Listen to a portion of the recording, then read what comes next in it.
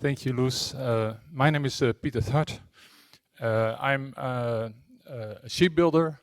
I've sailed for 10 years, so I'm kind of amazed that I can speak here to you about fuels to people who have a lot of experience with fuels.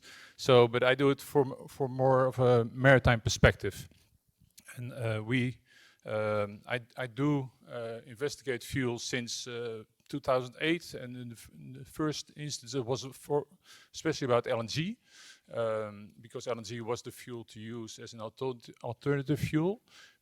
2015 there was a restriction for SOx, for NOx, and for particulate matter.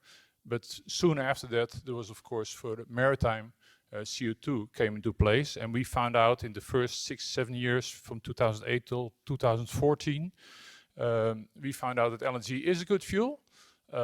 But for smaller ships, it's really complicated because you have cryogenic aspects to that. There's also methane slip that still needs to be solved. So a lot of things will still have to happen in the shipping industry to make this work.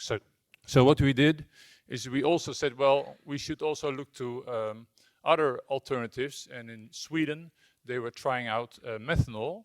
And that's basically the reason why we started investigating methanol in 2016. And well, that was the first investigation that we did. And in 2017-18, we concluded that methanol was an interesting fuel, also for maritime, especially for short sea shipping, because it's an atmospheric fuel. You don't have to compress it, or you don't have to make it liquid. You can just put it in your bunkers, and it's relatively easy to use. Of course, there's always drawbacks to every fuel, I think, but diesel was a wonderful fuel. We could conclude that, especially for shipping. Okay, this is the partners. We started the project in 2019, and we ran it for 2 years. And I think it was, well, the whole maritime sector, but also the methanol sector was involved, and also several ports were involved in the project. After 2 years, we decided to continue the project. And well, I've been in the maritime sector for all of my life, basically. And it's one of the first projects that I felt like, you know, they wanted to continue with.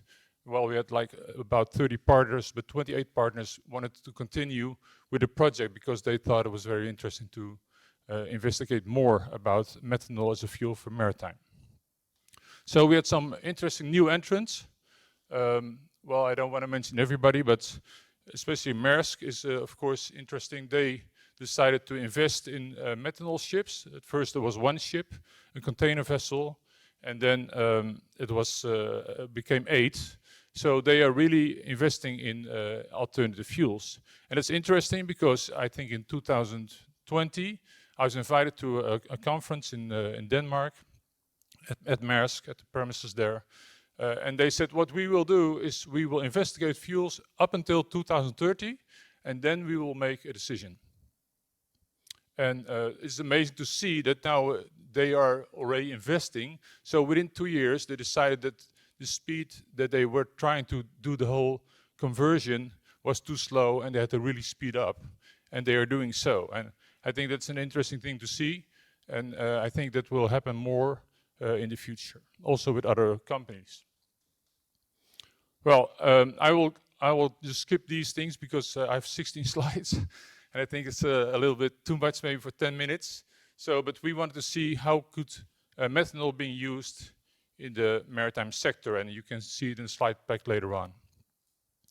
What we see is after 2 years, we of course discussed a lot, and in first you think, oh, you have a view, and you look far ahead and say, this is great. But when you come closer, you also see the details, and the details are sometimes really complicated. And that is also for methanol as a fuel. And ship designs really need to be changed in order to make methanol a fuel fit for maritime. It's not a drop-in fuel like HVO, for instance. I also want to say something about the CO2 reduction potential in shipping. And if you look to this graph, and it's a little dated, 2017, but there's basically 3 things that we can do to make shipping more efficient with regard to CO2 emissions, and that's basically increasing the vessel size, using biofuels, or speed optimization. And basically that is lowering your speed, so it's speed to the power, and the efficiency is a third power. So if you reduce your speed, you have a fuel reduction to the power of 3, and that really goes fast.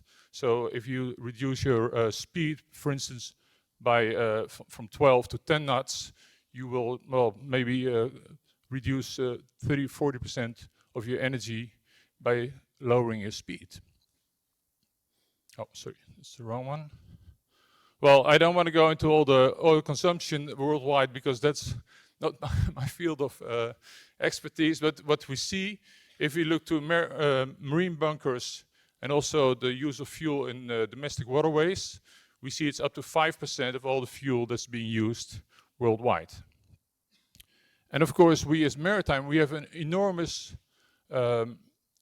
consumption of marine fuels worldwide. We use about 300 million tons per year. And that's, of course, the whole maritime sector, but it's a lot of fuel.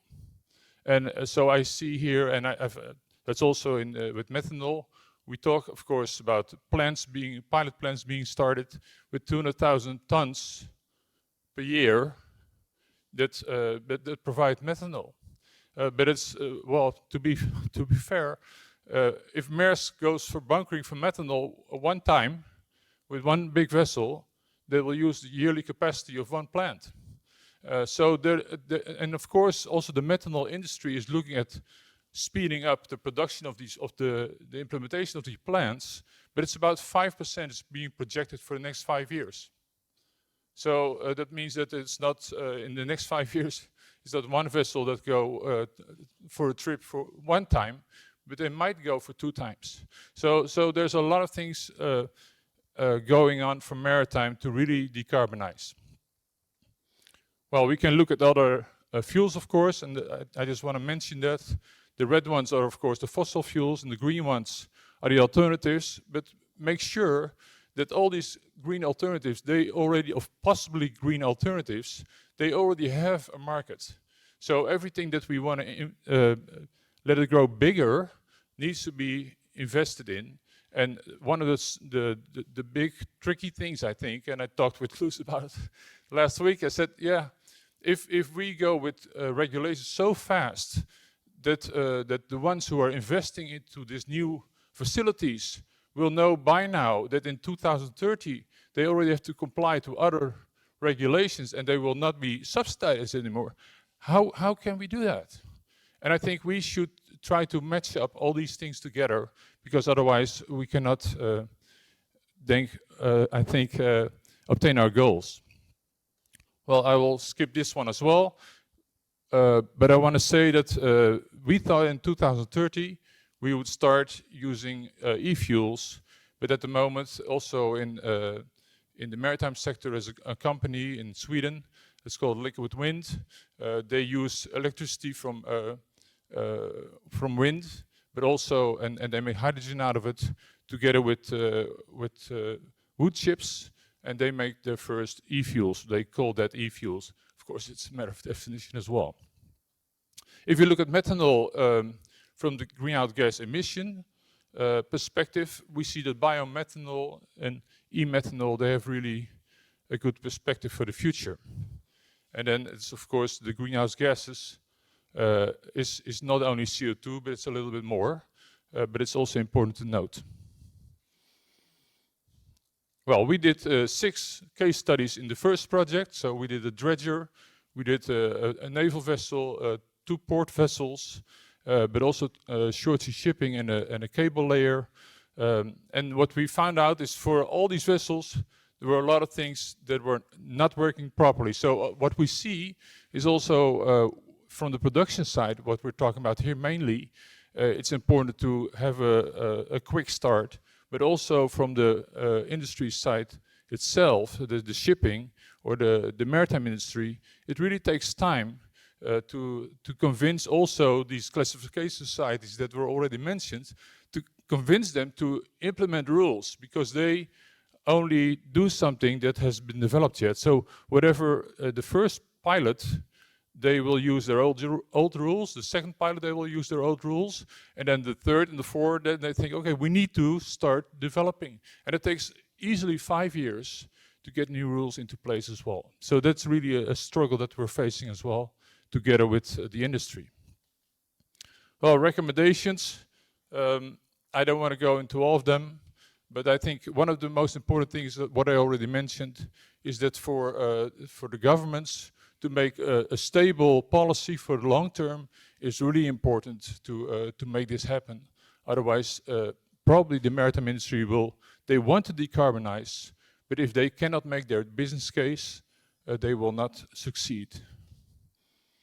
If you want to see more about this project, you can look at the link there, and if there's any questions, feel free to ask.